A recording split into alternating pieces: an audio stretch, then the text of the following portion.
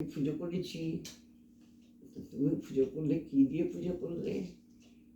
কিন্তু আমার জিনিস নিয়ে পুজো করে আবার কত বড় বড় গলা দিয়ে বলছে আমি পুজো করেছি। আমি পুজো করেছি যে যখন যার আমি থাকি না, যখন যার আমি ভগবান সরিয়ে নেয়, তখন যখন যেই সরিয়ে নিল তখন তো আমরা দুজনে একটা হয়ে গেলাম। তো যার তোমাদের আমি আছে, তখন যার কাছে আমি যাচ্ছি সে পুজো করেনি, তার কিন্তু আমি টামি নেই। তার যা কিছু হা গোবিন্দ, যা গোবিন্দ, হা গোবিন্দ, যা গোবিন্দ, এটা কে করেছে আমার গোবিন্দ, ওটা কে করেছে আমার গোবিন্দ, ওটা কে করেছে আমার গোবিন্দ, ওটা কে মানে গোবিন্দময় হয়ে গেল। তখন তার কি পুজোই লাগে না, তার কণ্ঠীও লাগে না, তার কিছুই লাগে না, সে মুক্ত আকাশে।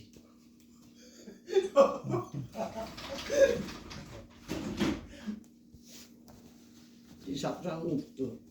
আর তাহলে একটা বলবি, আপনারা পারবেন?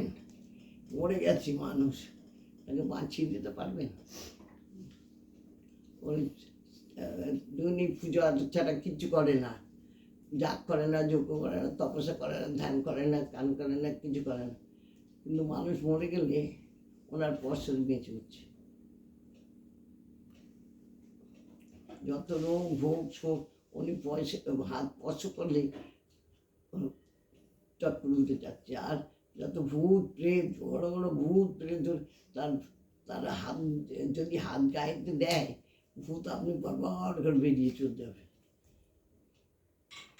অথচ উনি পূজা অর্চনা করে না, উনি গলায় কণ্ঠী পড়ে না, তিলক টানে না,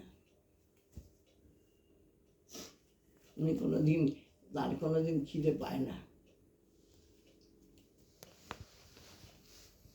শিশু থেকে মৃত হয়ে গেল, তার খিদে পায় না। যেমন আপনাদের সব তো খিদে পায়, বসলেই ব্যাগ ব্যাগ করে খেয়ে নিল,